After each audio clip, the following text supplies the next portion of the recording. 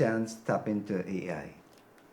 I did, well, for the cover, as you'll see, there is an AI influence there, because I actually worked with several cover designers about 5 iterations of the cover, and I just wasn't getting it right. And the idea was in here, and I kept saying it. And so I did a sketch, and I got AI to perfect the sketch. Right, my sketch was terrible, so they came out with a good version of that. Also, in the marketing, there are some visualizations of some of the scenes in the book, and so yes, I utilized AI, but more for the visual aspect. Yeah, of course, we know the dangers of AI. So, and right now there's a legal case where some authors sued one of the companies for taking some of their manuscripts and using it to be trained, and they just actually had a ruling on that case. So it's very dangerous. I did not want to put my work into that platform at all. I suspect that can happen. I was very scared of that. Even if you want to polish it, you want to use AI or ChatGPT to do those things, no, I didn't want to put this book there. Have you thought about reincarnation? When the story moved from England to New York, have you thought about reincarnation? I didn't think about that. I really just thought more of, I guess, a transfer of energies. I don't know how much you believe in that, but I didn't lean too much into it because I didn't want people to get distracted by the supernatural aspect, because it's still very much a psychological something in your head. I don't know if you've ever there's a movie that's the name is not coming. Oh yes, The Exorcism of Emily Rose. That was the first horror movie that experimented with the fact that most of the horror movie happened in a courtroom, right? Where the young lady who was possessed, the case, it did not turn out well. And so the entire case was examining what happened to her. And I thought, I was really impressed by that structure. Don't get caught up by the supernatural. Try to understand if there is something tied to realism here. I mean, of course, there are people believe in forces and so on, but again, I didn't want to dwell on that. Yes, there's something that's not natural happening here, but let's see what's happening in her head. I'm battling with it now. Yeah? Yeah, it seems so real now that it's like doing sci-fi with a message. Yes. Yes. And there are so many messages, so many takeaways. There are a lot of messages. And one of them is what happens when your ego goes unchecked. That is Leech's entire problem. Nobody checked him. Do you realize that? No, in his past life, nobody checked him. Nobody told him, really spanked his fingers, and he was just moving through, And so that's one of the messages I wanted to get out. Yeah. How is your ego? My ego, probably not ego enough, because I'm still here wondering if, is this a good book? Are people gonna like it? I still think there's a lot of confidence that I need to build, because there was a lot of self-doubt throughout the entire process. When you're doing it alone, you don't have anything to bounce your ideas off of, so you're in a silo. And so when you come out, you don't know what version will be received, what that's going to bring you. So I think I'm still very much learning. I'm still very much aware that I'm learning, and so I am not boastful at all. I am more, tell me what you think. So what do you think, Mr.? Let me throw it back on you. What do you think, Mr. Persaud? You were one of the advanced readers of this book, so yeah. It's engaging. Yeah. Oh, thank you. I can say it's engaging. Right? A very good read. And coming up from the word engaging, it means that I got caught up in it. I got caught up in it. I keep thinking about the writer, the state of the writer. Yeah. And that's why I started the program. Have you ever wondered what goes on in the head of a writer? There was a lot. Sitting. Right. So I was thinking more about the writer. Right. The challenges of the writer. The fun part of it also. Yeah. And you said you had a lot of fun. I Fun did. with places, Yes. fun with names, Yes. right? I did. Fun with structure. Yes. That was probably the most fun. The structure. And the challenges of working with agents and copy editors and editors, right? You had a lot going for you. You've gone to extreme Yes. to get this right. I did. How it feels now. Terrifying, believe it or not, because now it's out in the world. It's no longer mine, Yes. right? It's That's now right. going to be received and interpreted by, I don't even have control of by who. And Yes. so, you know, a writer or artists, they're sensitive about their work in general. And so this is like my baby. It's 12 years old, and I'm now saying, here, world.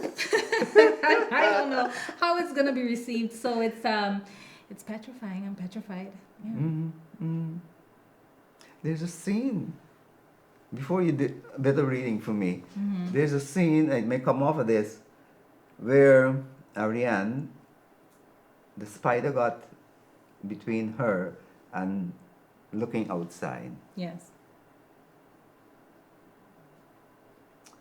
And you showed us the feeling of the spider as the spider became aware that it was not alone. Yeah.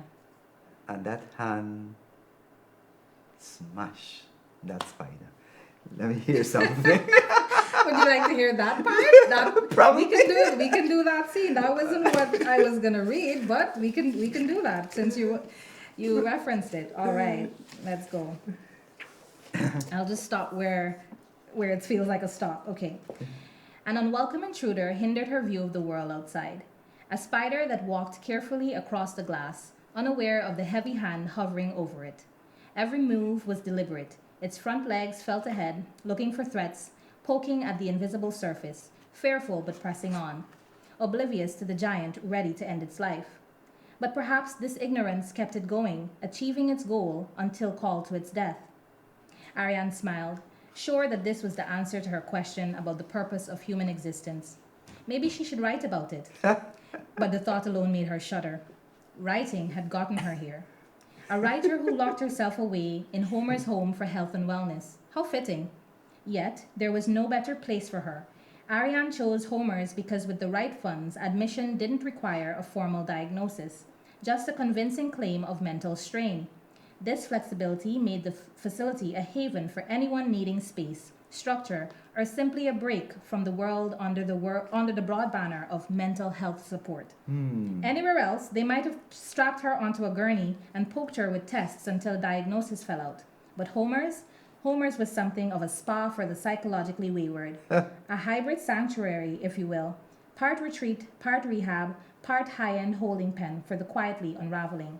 It catered to everyone from your average overworked executive in need of restorative silence to full-blown cases of disordered reality. Homer's had a knack for making people feel better, and for that the strange facility continued to make positive headlines due to its impressive results. The spider froze, now aware that it was not alone. What a horror to awaken from your ignorance and realize that the world is much bigger than you thought. She laughed. Moments later, the spider lay dead on the floor. She rubbed her hand from the shock of the glass. The reference to Homer. Yes. Homer's home. The For health. reference. Yes. Homer's home for health and wellness. Well, I mean, it was pretty simple. I just wanted to do some irony. Imagine you're a writer and you lock yourself away in a psychiatric facility for Homer. But Homer's work, some of that is what I indulged in during my bachelor's, and so I just had a fondness for the name. And so I just tied it in with a little bit of irony there, because I thought it would be funny. Yep. Here it is, Yep. a writer in Yeah. Homer's, at Homer's, yeah. Had some fun. With this dark subject, if you had no fun, it would Yeah. have been disastrous. I Definitely think. had fun. Two lovely opening paragraphs. You want to read them? Oh, okay, sure. Uh, This is for John Leech. yeah. All right. Two lovely paragraphs. This is ending which word? Chapter 1, the Yeah. very Yeah. All I right. sat in my room. I'll do the first page. Yeah. I sat in my room on my final day, reminiscing about my childhood, all the things I had yearned for, and the people I loved. They were long gone, while I remained the painful result of their neglect. That is what I wanted. While I remain the painful result of the neglect. And go on. Okay. With a pang of longing, I thought of my parents and wondered why they shut me off from themselves and the world. If it were for my own good, then it did no good. That also. Yeah, If it were for my own good, then it did no good. yeah, I love those two. yeah. I think Nice. a lot of parents, that's a challenge a lot of parents have, right? And I mean, as a new mom, I'm realizing that that is also something that you need to strike a balance with. You're thinking that this is for my child's good. Maybe you might be a bit strict with it, but sometimes that strictness can cause division, right? The child can rebel. You never know. And in this case, what was denied to Leach, what he wanted, which was to follow in his father's footsteps, he ended up seeking in his own means and in very extreme ways. So I think sometimes as parents we just have to be a bit more cognizant of our child's needs and strike that balance. Yeah, it's guidance, but it's also listening to them. Don't let it get too complex. Sell this book to the Guyanese public. Sell this book to the Guyanese public.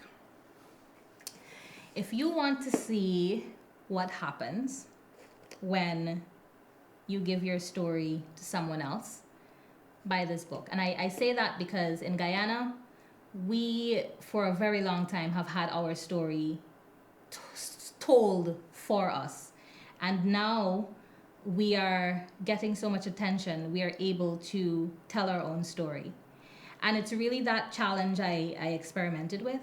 So let's see how we can learn to start telling our own stories and learn from the lessons of this book. How did I do? I don't know how I did. It's a good enough pitch. There's Guyanese in it. I'll add that. That's a good pitch. Fine. Do you have final reading that tells us something about the whole story and your work? Okay. I'm going to read when John Leach decides that, well, his parents and what they denied him was no longer, they were no longer of any use to him, right? So let's see. By the time I reached 17, the house had settled into a quiet, suffocating cycle, where once my father had entertained my ideas, and where once I had been the eager shadow at his side, I was now nothing more than an unspoken mistake he refused to correct. My mother still sighed at me, making me feel as though my very existence was a personal failing of hers. She avoided my gaze, never once admitting that I had seen her sins with the gardener laid bare in the kitchen, never once allowing me to exist beyond the role she had assigned me, the strange son who had chosen blood and experimentation over charm and propriety. Edward, beautiful, charming Edward, had ceased trying to steer me back from normalcy. At first, he had laughed at my pursuits, mocking my failed experiments as nothing more than the tantrums of an overly serious child. But now he simply shook his head in quiet disappointment whenever he saw me devouring my father's books or tinkering with some makeshift tool I was trying to make whole. I had been reduced to something that could barely cast a shadow in the halls of the Helton mansion. And then, in the middle of one night, a sprinkle of opportunity nudged me, all too quickly stealing my attention. I had stayed up late reading by candlelight, as usual, trapped in the world of my father's books. The house was silent. My mother, father, and Edward had long retired to bed, and the servants had been granted leave to visit their families.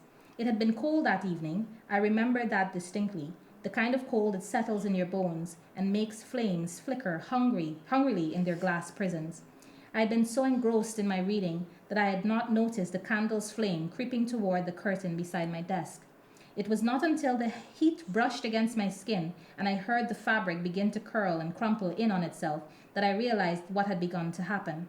I watched the flames for a long while as they grew and flailed in a ritual dance before me, and in that moment something settled in my heart. I could have screamed and run upstairs to wake my family and save them. I could have beaten the flames down before they spread. But I watched as the fire took its first breath, then another, then more, until it was no longer something small and contained, but a large, ravenous beast. It licked across the walls, leapt from fabric to wood, twisting and consuming, and I thought, I understand you. The fire had no remorse. It did not pause to consider what was good or evil. It did not question whether it should destroy. It simply destroyed.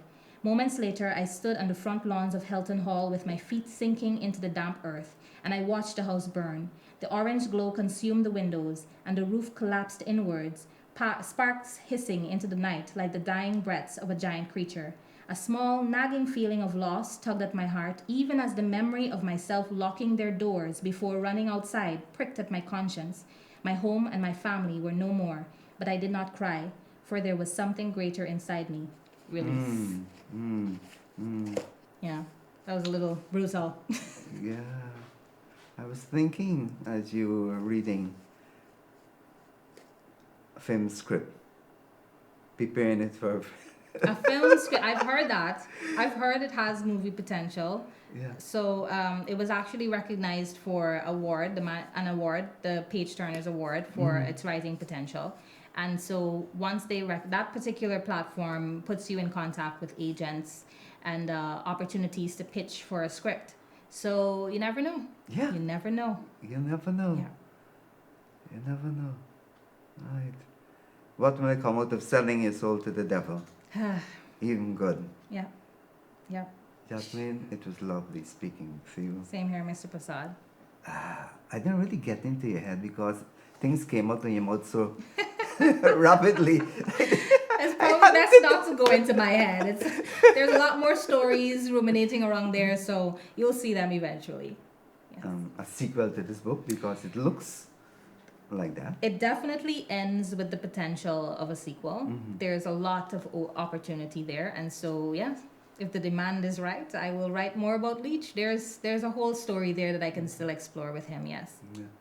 And that's why I have this program, Oral Tradition, and I'm bringing the writer to. Yes, you're doing good work. Thank you for bringing the visibility to us in our small, quiet community. Yeah. Thank you very Thanks much. so very much. Yes, thank you, Sue. And good luck with the potential of a sequel and perhaps a movie A script. movie. All right, look out for more. Thank you so much.